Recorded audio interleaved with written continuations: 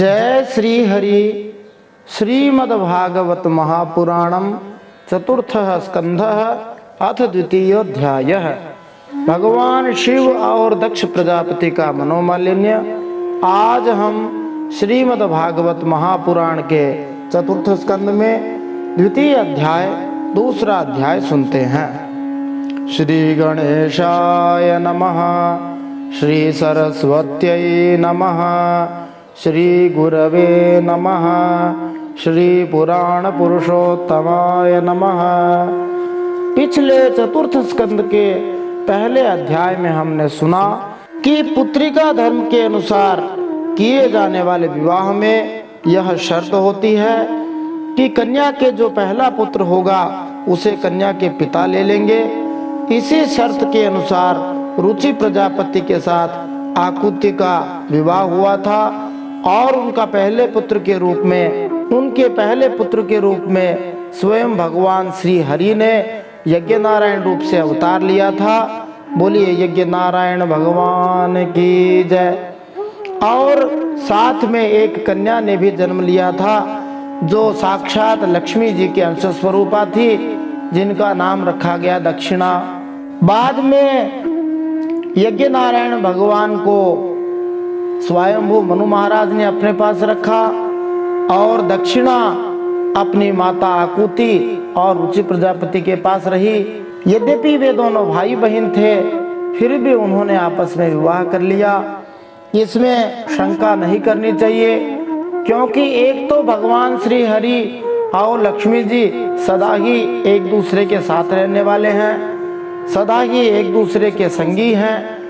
दूसरे, जब स्वयंभू मनु महाराज ने यज्ञ नारायण भगवान को अपने पास रख लिया तो उनका गोत्र बदल गया और दक्षिणा जी जो लक्ष्मी जी थी वो अपने पिता रुचि प्रजापति के पास रही, इसलिए उनका गोत्र भी बदल गया।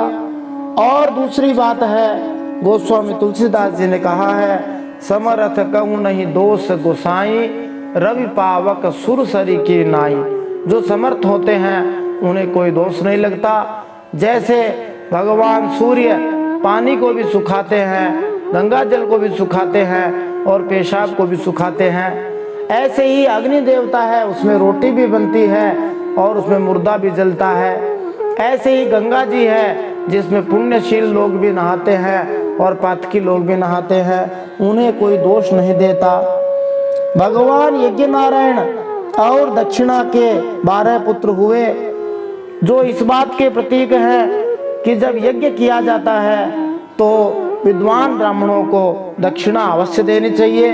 उस दक्षिणा से ब्राह्मणों को 12 प्रकार के सुख मिलते हैं। दक्षिणा देने से यज्ञ पूर्ण हो जाता है। भगवान श्री यज्ञ नारायण और दक्षिणा जी के 12 पुत्र हुए, जिनके नाम तोष, प्रतोष, संतोष, भद्र, शांति, इडस्पति, इद्म, कवि, विभु, स्वर्ण, सुदेव और रोचन है। अर्थात यज्ञ में दक्षिणा मिलने से संतोष की प्राप्ति होती है, तुष्टि प्रतुष्टि की प्राप्ति होती है, जिससे सबका कल्याण होता है और सबको शांति मिलती है। कश्यप ऋषि के पिता मरीचि और माता कला थी। श्री हरिचरणों की धोबन गंगा मैया पूर्व जन्म में देवकुल्या नाम की कन्या थी, जो मरीचि ऋषि की पोती थी और उनके बेटे पूर्णिमा की बेटी थी। महर्षि अत्रि और अनुसुईया के यहाँ ब्रह्मा जी चंद्रमा के रूप में अवतरित हुए। भगवान श्री हरि विष्णु दत्तात्रेय रूप में अवतरित हुए और महादेव जी दुर्वासा ऋषि के रूप में अवतरित हुए थे। ब्रह्मा जी का वाहन हंस है, भगवान विष्णु का वाहन गरुड़ है और महादेव जी का वाहन बैल है। ब्रह्मा जी सदा अपने हाथ में कमंडलू रखते हैं, भगवान श्री हरि सदा अपने हाथ में सुदर्शन चक्र रखते हैं और महादेव जी सदा अपने हाथ में त्रिशूल रखते हैं। देवगुरु बृहस्पति अंगिरा ऋषि और श्रद्धा के पुत्र थे। रावण के पिता महातपस्वी विश्रवा थे और माता केशिनी थी। रावण के पिता महातपस्वी विश्रवा पुलस्त्य ऋषि के पुत्र थे। हविर्भू उनकी माता थी और महर्षि अगस्त्य जैसे प्रतापी ऋषि उनके भाई थे। वे ही अगस्त्य जी अगले जन्म में जठराग्नि नाम से प्रसिद्ध हुए थे। यक्षराज कुबेर महातपस्वी विश्रवा और इडविडा के पुत्र थे। रावण के 3 भाई थे, कुंभकर्ण और विभीषण उसकी सगी माता केसनी के थे और कुबेर जी उनके सौतेले भाई थे जो इडविडा के पुत्र थे। क्रतु ऋषि की पत्नी क्रिया ने बालखिल्यादि 60,000 ऋषियों को जन्म दिया। ये 60,000 ऋषि सदा ही सूर्य नारायण भगवान के रथ में विराजमान रहते हैं और उनकी स्तुति करते रहते हैं। अथर्वा मुनि की पत्नी चित्ती ने दधीची ऋषि को जन्म दिया था जो एक बड़े ही दानवीर ऋषि थे और इनका दूसरा नाम अश्वशिरा भी था। शुक्राचार्य जी भृगु ऋषि के पोते थे और कवि ऋषि के पुत्र थे। दक्ष प्रजापति और प्रसूति से 16 कन्याएं हुई।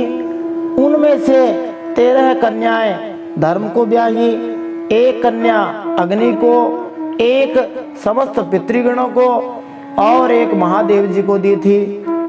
धर्म की जो 13 पत्नियां हैं वे धर्म के 13 लक्षण ही हैं। धर्म होता है वहाँ श्रद्धा होती है और मित्रता भी होती है, दया भी होती है, धर्म में शांति भी मिलती है, धर्म से संतुष्टि भी मिलती है, धर्म से पोषण भी होता है, धर्म एक क्रिया भी है, धर्म करने से उन्नति भी होती है, धर्म से बुद्धि अच्छी रहती है, धर्म से मेधा शक्ति का विकास होता है, धर्म से सहनशीलता भी आती है, धर्म से लज्जा भी आती है और धर्म एक मूर्ति भी है। इस प्रकार ये 13 धर्म की पत्नियां हैं। धर्म की जो संतान है उनके भी कुछ विशेष निहितार्थ हैं। जैसे धर्म की पत्नी श्रद्धा ने शुभ को जन्म दिया। जब श्रद्धा भाव होगा तो सब कुछ शुभ ही शुभ होगा। जब धर्म के साथ मित्रता आ जाएगी तो प्रसन्नता मिलेगी, तो उनके पुत्र प्रसाद हुए। जब धर्म में दया होगी तो सबको अभय भाव मिलेगा, कोई डरेगा नहीं।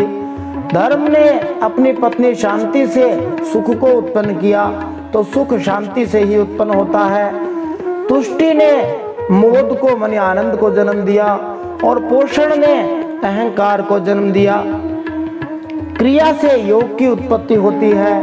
धर्म के साथ जब उन्नति हो जाती है तो किन्हीं किन्हीं को दर्प घमंड भी आ जाता है कि हम बड़े धार्मिक हैं। बुद्धि के साथ अर्थ उत्पन्न हो जाता है और धर्म के साथ जब मेधा मिलती है तो अच्छी स्मृति हो जाती है। धर्म के साथ जब सहनशीलता आ जाती है तो सबका कल्याण होता है। धर्म के साथ जब लज्जा आ जाती है तो फिर विनय भाव उत्पन्न हो जाता है। और धर्म में जब मूर्ति भाव रख लेते हैं, मूर्ति पूजा कर लेते हैं तो भगवान नारायण प्रकट हो जाते हैं। ये उनकी संतानों के निहितार्थ हैं। स्वाहा देवी अग्नि देवता की पत्नी है, इसलिए यज्ञ में आहुति देते हुए स्वाहा स्वाहा कहा जाता है। अग्नि देवता सभी देवताओं के पोस्टमैन की तरह हैं। वे सभी देवताओं के भाग को उन देवताओं के पास पहुंचाते हैं। पितर 4 प्रकार के होते हैं। उनके नाम अग्निश्वात, बर्हिषद, सोमप और आज्यप हैं। पितर 2 प्रकार के होते हैं, साग्निक पितर और निरग्निक पितर। साग्निक मनी अग्नि सहित, निरग्निक मनी जिनमें अग्नि का अभाव हो। इन सब पितरों की पत्नी दक्ष कुमारी स्वधा है। इसीलिए जब पितरों को तर्पण दिया जाता है तो प्रत्येक नाम में स्वधा स्वधा जोड़ा जाता है। जब पुरुषों के लिए तर्पण किया जाता है तो तस्मै स्वधा, तस्मै स्वधा, तस्मै स्वधा ऐसा 3 बार बोलते हैं। और जब महिलाओं के लिए तर्पण किया जाता है तो तस्यै स्वधा, तस्यै स्वधा, तस्यै स्वधा ऐसा 3 बार प्रत्येक पितर के साथ में बोला जाता है। प्रति अमावस्या को पितरों के लिए तर्पण करने से और श्रीमद् भागवत का श्रवण करने से पितृदोष का निराकरण हो जाता है। महादेव जी की पत्नी सती के कोई संतान नहीं हुई। दक्ष प्रजापति के शिव जी के प्रतिकूल आचरण करने के कारण युवावस्था में ही सती जी ने अपने शरीर का त्याग कर दिया। ऐसे सूक्ष्म रूप से ही मैत्रेय ऋषि ने विदुर जी को शिव जी की कथा कही। इसके पीछे यह भाव है कि पहले समय में वक्ता श्रोता की इच्छा देखते थे कि श्रोता का मन कथा में लग रहा है या नहीं लग रहा है। आजकल तो कई जगह कथाओं में वक्ता कथा कहते हैं और श्रोता वहां नींद मारते रहते हैं। इसी भाव को लेकर इस प्रकार कहने से श्रोता की रुचि का पता लग जाता है, और जब श्रोता में रुचि होती है तो फिर वक्ता को भी आनंद आता है। आज हम श्रीमद् भागवत महापुराण के इस चतुर्थ स्कंद के द्वितीय अध्याय में भगवान शिव और दक्ष प्रजापति के मनोमालिन्य के विषय में इन प्रश्नों के उत्तर प्राप्त कर सकते हैं। दक्ष प्रजापति को क्यों क्रोध आया? दक्ष प्रजापति ने यज्ञ सभा में क्या कहा? दक्ष प्रजापति किसके बहकावे में आकर अपनी बेटी सती शिवजी से ब्याहने की कहते हैं? दक्ष प्रजापति ने महादेव जी को क्या शाप दिया? नंदीश्वर ने दक्ष प्रजापति को क्या शाप दिया? नंदीश्वर ने ब्राह्मणों को क्या श्राप दिया? और भृगु ऋषि ने शिव भक्तों को क्या श्राप दिया?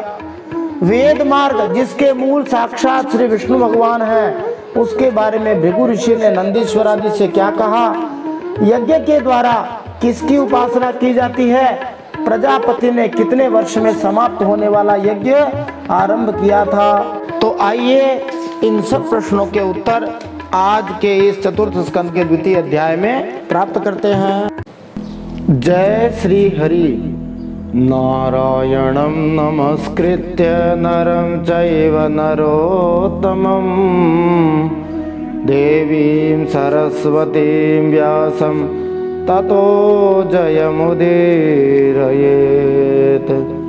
भगवान श्री नरनारायण के चरणों में प्रणाम करते हुए, श्री गणेश जी भगवान के चरणों में प्रणाम करते हुए, माता सरस्वती के चरणों में प्रणाम करते हुए, वेदव्यास भगवान को प्रणाम करते हुए, हृदय आराध्य श्री हरि चरणों में प्रणाम करते हुए, भगवत स्वरूप श्रीमद् भागवत को प्रणाम करते हुए, श्री सुखदेव मुनि को प्रणाम करते हुए, अनंत कोटि सब संत महात्माओं को प्रणाम करते हुए अब हम श्रीमद् भागवत महापुराण के चतुर्थ स्कंद में द्वितीय अध्याय सुनते हैं। भगवान शिव और दक्ष प्रजापति का मनोमालिन्य। श्रीमद् भागवत महापुराणम चतुर्थ स्कंधः अथ द्वितीयोऽध्यायः। विदुरुवाच भवेशीलवतां श्रेष्ठे दक्षो दुहितृवत्सलः विद्वेषमकरोत् कस्मादनादृत्यात्मजां सतीं कस्तं चराचरगुरुं निर्वैरं शान्तविग्रहम् आत्मा रामं कथं द्वेष्टि जगतो दैवतं महत् एतदाख्याहि मे ब्रह्मन् जामातुः श्वशुरस्य च विद्वेषस्तु यतः प्राणास् तत्यजेदुस्त्यजां सति। पिछले अध्याय में हम सुन रहे थे कि मैत्रेय जी महादेव जी के चरित्र को बहुत थोड़े में ही वर्णन कर देते हैं, और ये महापुरुषों की शैली है कि वे श्रोता की रुचि देखना चाहते हैं।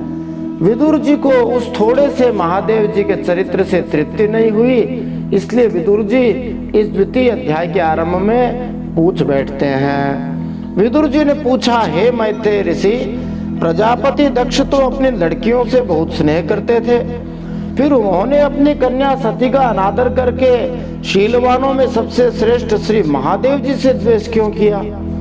और महादेव जी भी चराचर के गुरु, वैर रहित, शांत मूर्ति, आत्माराम और जगत के परम आराध्य देव हैं, उनसे भला कोई क्यों वैर करेगा? भगवान, उन ससुर और दामाद में इतना विद्वेष कैसे हो गया, जिसके कारण सती जी ने अपने दुस्तेज प्राणों तक की बलि दे दी? यह आप मुझसे कहिए। मैत्रेय उवाच पुरा विश्वसृजां सत्रे समेतः परमर्षयः तथा मरगणा सर्वे सानुगामुनयोग्नयः तत्र प्रविष्टमृषयो दृष्ट्वार्गमिव रोचिषा भ्राजमानं वितिमिरं कुर्वन्तं तन्महोत्सदः उदतिष्ठन् सदस्यास्ते स्वधिष्णेभ्यः सहाग्नयः ऋते विरिञ्चं शर्वं च तद्भासा क्षिप्तचेतसः। श्री मैत्रेय मुनि ने कहा, विदुर जी, पहले एक बार प्रजापतियों के यज्ञ में सब बड़े बड़े ऋषि, देवता, मुनि और अग्नि आदि अपने अपने अनुयायियों के सहित एकत्रित हुए थे। उसी समय प्रजापति दक्ष ने भी उस सभा में प्रवेश किया। वे प्रजापति अपने तेज से सूर्य के समान प्रकाशमान थे और उस विशाल सभा भवन का अंधकार दूर किए देते थे। उन्हें आया देख ब्रह्मा जी और महादेव जी के अलावा अग्नि पर्यंत सभी सभासद उन दक्ष प्रजापति के तेज से प्रभावित होकर अपने अपने आसनों से उठकर खड़े हो गए। सदसस्पति फिर दक्षो भगवान साधु सत्कृतः अजम लोक गुरुम नत्वा निशशाद तदा गया प्रांगनिषण्णं मृडं दृष्ट्वा नामृष्य तद्दनादृतः उवाच वामं चक्षुर्भ्यामभिवीक्ष्य दहन्निव। इस प्रकार सभी सभासदों से भली भांति सम्मान प्राप्त करके दक्ष प्रजापति जगत पिता ब्रह्मा जी को प्रणाम करके उनकी आज्ञा से अपने आसन पर बैठ गए। परंतु महादेव जी को पहले से ही बैठा देख तथा उनसे अभ्युत्थान आदि अर्थात खड़े होकर अभिवादन करने के रूप में कुछ भी आदर प्राप्त नहीं किया तो दक्ष उनका यह व्यवहार सहन न कर सके। उन्होंने भगवान शंकर की ओर टेढ़ी नजर से ऐसे देखा मानो उन्हें वे क्रोधाग्नि से जला डालेंगे और दक्ष प्रजापति कहने लगे, सम्मान प्राप्त करना भी बहुत बड़ी बात है, लेकिन सम्मान को पचाना भी बड़ी बात है। संसार में बहुत सारे लोग ऐसे होते हैं जिन्हें 100 में से 99 लोग प्रणाम कर दे तो वो शायद प्रसन्न ना हो, लेकिन एक व्यक्ति उनको प्रणाम न करे, आदर न करे तो लोग नाराज हो जाते हैं। 100 में से 99 लोग प्रशंसा करने वाले मिल जाएंगे तो भी व्यक्ति प्रसन्न नहीं होता और एक व्यक्ति बुराई कर दे उससे बैर ठान लेते हैं। यही दक्ष प्रजापति के साथ हुआ। अब दक्ष प्रजापति क्या कहते हैं, श्रूयतां ब्रह्मर्षयो मे सह देवः सहाग्नयः साधूनां ब्रुवतो वृद्धं न ज्ञानान्न च मत्सरात् अयं तु लोकपालानां यशोघ्नो निरपत्रपः सद्भिराचरितः पंथा येन स्तब्धेन दूषितः। देवता और अग्नियों के सहित समस्त ब्रह्मर्षिगण मेरी बात सुने। मैं नासमझी या द्वेषवश नहीं कहता बल्कि शिष्टाचार की बात कहता हूँ। दक्ष प्रजापति कह जरूर रहे कि नासमझी या द्वेषवश नहीं कहता, लेकिन हृदय में नासमझी और द्वेष ही भरा है। यह निर्लज्ज महादेव समस्त लोकपालों की पवित्र कीर्ति को धूल में मिला रहा है। देखिए, इस घमंडी महादेव ने सत्पुरुषों के आचरण को लांछित एवं मटिया मेट कर दिया है। ये सब बातें अपने दामाद के बारे में और एक ससुर जी कह रहे हैं। एष मे शिष्यतां प्राप्तो यन्मे दुहितुरग्रहीत पाणिं विप्राग्निमुखतः सावित्र्या इव साधुवत् गृहीत्वा मृगशावाक्षाः पाणिं मर्कटलोचनः प्रत्युत्थानाभिवादार्हे वाचाप्यकृतनोचितम्। बंदर के से नेत्र वाले इस महादेव ने सत्पुरुषों के समान मेरी सावित्री जैसी मृगनयनी पवित्र कन्या का अग्नि और ब्राह्मणों के सामने पाणी ग्रहण किया था, इसलिए यह एक प्रकार से मेरे बेटे के समान हो गया है। उचित तो यह था कि यह उठकर मेरा स्वागत करता, मुझे प्रणाम करता, परंतु इसने वाणी से भी मेरा सत्कार नहीं किया। महादेव जी ने प्रणाम क्यों नहीं किया, इसका उत्तर महादेव जी आगे देंगे। लेकिन कभी कभी क्रोध में आकर हम ऐसे वचन बोल जाते हैं जो सामने वाले को बहुत चुभ जाते हैं। इसलिए सभी संबंधों में, सभी रिश्तों में ये ध्यान रखना चाहिए कि कोई भी कटु वचन नहीं निकल जाए। विशेष रूप से कई संबंध बड़े संवेदनशील होते हैं, उनमें शब्दों का चयन बड़ा ध्यान से करना चाहिए। जैसे यहाँ ससुर दामाद के बीच में और बड़ा कलह हो गया। यद्यपि दामाद बड़े ही सीधे और कुछ उत्तर देने वाले नहीं थे, लुप्त क्रियाया शुचये वानिने भिन्नसे तवे अनिच्छन्नप्यदां बालां शूद्र ये भूषतिं गिरं प्रेतावासेषु घोरेषु प्रेतैर्भूतगणैर्वृतः अटत्युन्मत्तवन्नग्नो व्युक्तकेशो हसन् रुदन्। दक्ष प्रजापति कहते हैं, जैसे कोई नीच को कोई वेद पढ़ा दे, उसी प्रकार मैंने इच्छा न होते हुए भी भावी वश इसको अपनी सुकुमारी कन्या दे दी। इसने सत्कर्म का लोप कर दिया, यह सदा अपवित्र रहता है, बड़ा घमंडी है और धर्म की मर्यादा को तोड़ रहा है।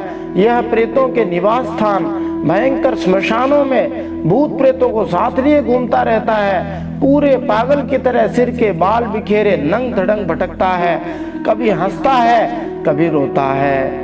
और क्या कहते महादेव जी के बारे में, वो उनकी क्या बुराई करते हैं।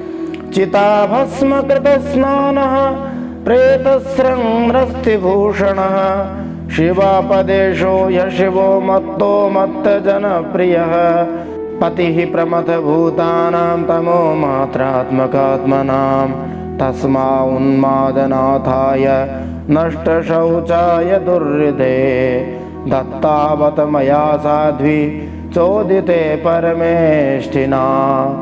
यह सारे शरीर पर चिता की अपवित्र भस्म लपेटे रहता है, गले में भूतों के पहनने योग्य नरमुंडों की माला और सारे शरीर में हड्डियों के गहने पहने रहता है। यह बस नाम भर का ही शिव है, वास्तव में पूरा अमंगल रूप है, पूरा अशिव है। जैसे यह स्वयं मतवाला है, वैसे ही इसे मतवाले ही प्यारे लगते हैं। भूत प्रेत प्रमथ आदि नीरे तमोगुणी स्वभाव वाले जीवों का यह नेता है। अरे मैंने केवल ब्रह्मा जी के बहकावे में आकर ऐसे भूतों के सरदार, आचारहीन और दुष्ट स्वभाव वाले को अपनी भोली भाली बेटी ब्याह दी। मैत्रेय उवाच विनिन्द्यैवं सकीर्षमप्रतीपमवस्थितं दक्षोत्थाप उपस्पृश्य क्रुद्धः शप्तुं प्रचक्रमे अयं तो देवयजन इन्द्रोपेन्द्रादिभिर्भवः सहभागं न लभतां देवैर्देवगणाधमः। श्री मैत्रेय जी कहते हैं, विदुर जी, दक्ष प्रजापति यहीं नहीं रुके, इतने कड़वे कड़वे वचन कहकर महादेव जी को बहुत बुरा भला कहा, तथापि महादेव जी ने इसका कोई प्रतिकार नहीं किया। वे पहले की तरह निश्चल भाव से बैठे रहे। इससे दक्ष के क्रोध का पारा और भी ऊंचा चढ़ गया, क्योंकि जब कोई क्रोध करता है और सामने वाला उत्तर ही ना दे तो उसको और क्रोध आता है कि ये चिढ़ता क्यों नहीं है। तब दक्ष प्रजापति जल में हाथ लेकर महादेव जी को शाप देने को तैयार हो गए और दक्ष ने कहा, यह महादेव देवताओं में बड़ा ही अधम है, अब से इसे इंद्र उपेंद्र आदि देवताओं के साथ यज्ञ का भाग न मिले। ऐसा घोर वाग वज्र छोड़ दिया, ऐसा घोर शाप दे दिया। निषेध्यमानः ससदस्य मुख्यैर् दक्षो गिरित्राय विसृज्य शापम् तस्माद् विनिष्क्रम्य विवृद्धमन्युर्जगाम कौरव्य निजं निकेतनम्। उपस्थित मुख्य मुख्य सभासदों ने उन्हें बहुत मना किया, परंतु दक्ष प्रजापति ने किसी की भी न सुनी और महादेव जी को शाप दे ही दिया। फिर वे अत्यंत क्रोधित हो उस सभा से निकलकर अपने घर चले गए। विज्ञाय शापं गिरिशानुगाग्रणीर् नंदीश्वरो रोषकषाय दूषितः दक्षाय शापं विससर्ज दारुणं ये चान्वमोदस्तदवाच्यतां द्विजाः। जब श्री शंकर भगवान के अनुयायियों में अग्रगण्य नंदीश्वर को पता लगा कि दक्ष ने शाप दिया है, तो वे क्रोध से तमतमा उठे और नंदीश्वर ने दक्ष तथा उन ब्राह्मणों को जिन्होंने दक्ष के दुर्वचनों का अनुमोदन किया था बड़ा भयंकर शाप दे दिया। ये तन्मर्त्यमुद्दिश्य भगवत्य प्रतिद्रुहि द्रुह्यत्यज्ञः पृथक् दृष्टिस्तत्त्वतो विमुखो भवेत्। गृहेषु कूटधर्मेषु सक्तो ग्राम्य सुखेच्छया कर्मतंत्रं वितनुते वेदवाद विपन्नधीः बुद्ध्या परा विद्यायिन्या विस्मृतात्मगते पशुः स्त्रीकामः सोऽस्त्वतितरां दक्षोपस्थमुखोचिरात्। नंदीश्वर बोले, जो इस मरण धर्मा शरीर में ही अभिमान करके किसी से भी द्रोह न करने वाले भगवान शंकर से द्वेष करता है, वह भेद बुद्धि वाला मूर्ख दक्ष तत्व ज्ञान से विमुख ही रहे। यह चातुर्मास्य यज्ञ करने वाले को अक्षय पुण्य प्राप्त होता है।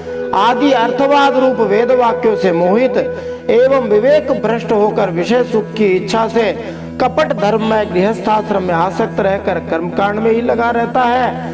इसकी बुद्धि देहादि में आत्मभाव का चिंतन करने वाली है, उसके द्वारा इसने आत्मस्वरूप को भुला दिया है। यह साक्षात पशु के ही समान है। अतः अत्यंत स्त्री लंपट हो और शीघ्र ही दक्ष प्रजापति का मुंह बकरे का हो जाए, ऐसा श्राप दे दिया। विद्या बुद्धिरविद्यायां कर्ममय्यामसौ जडः संसरन्त्विह ये चामो मनुषर्वावमानिनं गिरः श्रुतायाः पुष्पिण्या मधुगन्धेन भूरिणा मथनाचोन्मथितात्मानः सम्मुह्यन्तु हरद्विषः। यह मूर्ख कर्ममय अविद्या को ही विद्या समझता है, इसलिए यह और जो लोग भगवान शंकर का अपमान करने वाले इस दुष्ट के पीछे पीछे चलने वाले हैं, वे सभी जन्म मरण रूप संसार चक्र में पड़े रहे। वेदवाणी रूप लता फलश्रुति रूप पुष्पों से सुशोभित है, उसके कर्मफल रूप मनमोहक गंध से इनके चित्त क्षुब्ध हो रहे हैं। इससे ये शंकर भगवान के द्रोही कर्मों के जाल में ही फंसे रहे हैं। फिर नंदीश्वर ब्राह्मणों को श्राप देते हैं। सर्वभक्षा द्विजावृत्यै धृत विद्या तपोव्रताः वित्तदेहेन्द्रिया रामा याचका विचरन्त्विह तस्यैवं ददतः शापं श्रुत्वा द्विजकुलाय वै भृगु प्रत्यसृजच्छापं ब्रह्मदंडं दुरत्ययम्। नंदीश्वर कहते हैं, ये ब्राह्मण लोग भक्ष्य और अभक्ष्य के विचार को छोड़कर केवल पेट पालने के लिए ही विद्या तप और व्रतादि का आश्रय लें तथा धन शरीर और इंद्रियों के सुख को ही सुख मानकर उन्हीं के गुलाम बनकर दुनिया में भीख मांगते भटका करें। बताओ, ऐसा श्राप दे दिया। नंदीश्वर के मुख से इस प्रकार ब्राह्मण कुल के लिए शाप सुनकर उसके बदले में भृगु जी ने भी भयंकर शाप दे दिया।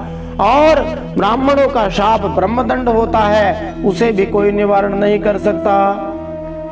भृगु जी क्या शाप देते हैं? तो भृगु जी कहते हैं, भवव्रता धरा ये च तान् समनुव्रताः पाखंडिनस्ते भवन्तु सच्छास्त्र परिपन्थिनः नष्ट शौचा मूढ़धियो जटा भस्मास्तिधारिणः विशन्तु शिव दीक्षायां यत्र दैवं सुरासवम्।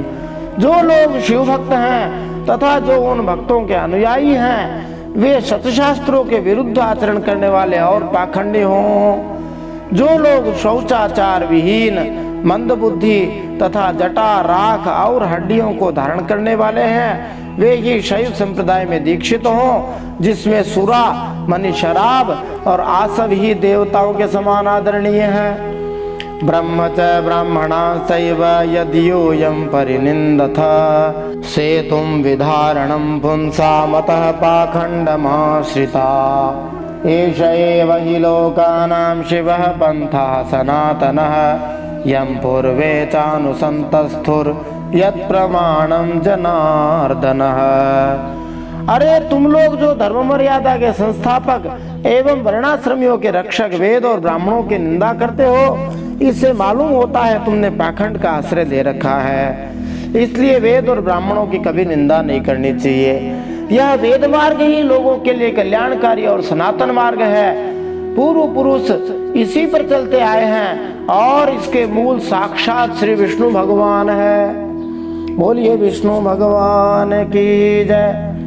तद ब्रह्म परमं शुद्धं सतां वर्त्म सनातनं विगर्ह्य यात पाषण्डं दैवं वो यत्र भूतराट् मैत्रेय उवाच तस्यैवं वदतः शापं भृगोः स भगवान् भवः निश्चक्राम ततः किंचित विमना इव सानुगाः। भृगु जी कहते हैं, तुम लोग सत्पुरुषों के परम पवित्र और सनातन मार्ग स्वरूप वेद की निंदा करते हो, इसलिए उस पाखंड मार्ग में जाओ जिसमें भूतों के सरदार तुम्हारे इष्ट देव निवास करते हैं। श्री मैत्रेय जी कहते हैं, विदुर जी, भृगु ऋषि के इस प्रकार शाप देने पर भगवान शंकर कुछ खिन्न से हो वहां से अपने अनुयायियों के सहित चल दिए। भगवान शंकर को सम्मान सभा के लिए बुलाया था और सम्मान सभा की जगह श्राप सभा हो गई। एक दूसरे को श्राप देने लगे। फिर भी भगवान शंकर थोड़े ही खिन्न हुए, क्योंकि भगवान शंकर सदा ही श्री राम नाम के ध्यान में लीन रहते हैं और संसार की ज्यादा परवाह नहीं करते। और वैसे भी जो लोग मस्त होते हैं वो ज्यादा परवाह करते भी नहीं हैं। जो परवाह नहीं करते वे सदा मौज में रहते हैं। तेपि विश्वसृजः सत्रं सहस्र परिवत्सरान् संविधाय महेश्वास यत्रेज्य ऋषभो हरिः आप्लुत्याववृतं यत्र गंगा यमुनयान्विता विरजेनात्मना सर्वे स्वं स्वं धाम ययुस्ततः। वहाँ प्रजापति लोग जो यज्ञ कर रहे थे उसमें पुरुषोत्तम श्री हरि ही उपास्य देव थे और वह यज्ञ 1000 वर्ष में समाप्त होने वाला था। उसे समाप्त कर उन प्रजापतियों ने श्री गंगा यमुना के संगम में यज्ञांत स्नान किया और फिर प्रसन्न मन से वे अपने अपने स्थानों को चले गए। इति श्रीमद्भागवते महापुराणे पारमहंस्यां संहितायां चतुर्थ स्कंधे दक्ष शापो नाम द्वितीयोऽध्यायः श्रीमन्नारायणार्पणमस्तु। इस प्रकार श्रीमद्भागवत महापुराण परमहंसों की संहिता चतुर्थ स्कंद में दक्ष शाप नामक द्वितीय अध्याय भगवान श्रीमन नारायण के चरणों में समर्पित हो।